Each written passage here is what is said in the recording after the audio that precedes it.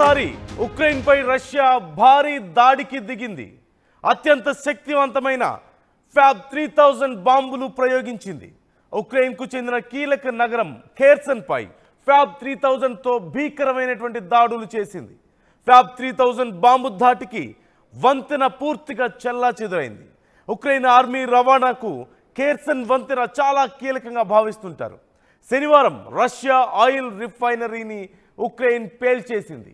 Military air బేస్తో పాటుగా electronic ఫ్యాక్టరీపై ఉక్రెయిన్పై దాడి జరిగింది.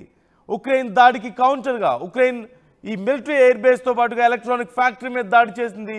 అయితే ఉక్రెయిన్ దాడికి కౌంటర్గా ఫ్యాబ్ 3000 రష్యా ప్రయోగించినట్లుగా తెలుస్తోంది. మనం విజువల్స్లో చూస్తున్నాం భీకరమైనటువంటి దాడులు. ముఖ్యంగా ఫ్యాబ్ 3000 భారీ డిస్ట్రక్షన్ను కలిగజేసేటువంటి ఈ వెపన్గా చెప్పుకోవచ్చు.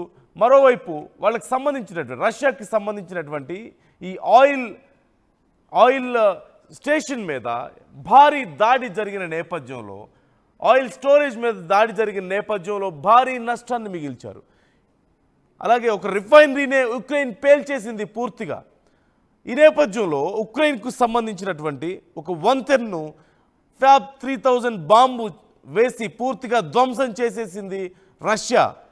ప్రధానంగా ఉక్రెయిన్కి సంబంధించినటువంటి ఆర్మీని తరలించడానికి ఈ బ్రిడ్జిని చాలా కీలకంగా భావిస్తుంటారు. ఈ నేపథ్యంలో ఈ బ్రిడ్జిని డెస్ట్రాయ్ చేసినట్లయితే ఆర్మీ తరలింపు అనేది చాలా క్లిష్టతరంగా మారుతుంది అంటూ రష్యా భావించింది. ఈ నేపథ్యంలోనే ఆ బ్రిడ్జిని ధ్వంసం చేయడాన్ని మనం చూడవచ్చు. ఫ్యాబ్ 3000 బాంబు వేసి ఆ బ్రిడ్జి పూర్తిగా ధ్వంసం అవడాన్ని మనం చూడవచ్చు.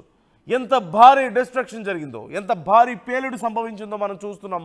ఒక్కసారిగా బ్రిడ్జ్ అంతా కూడా పేక మేడలా కూలిపోయింది.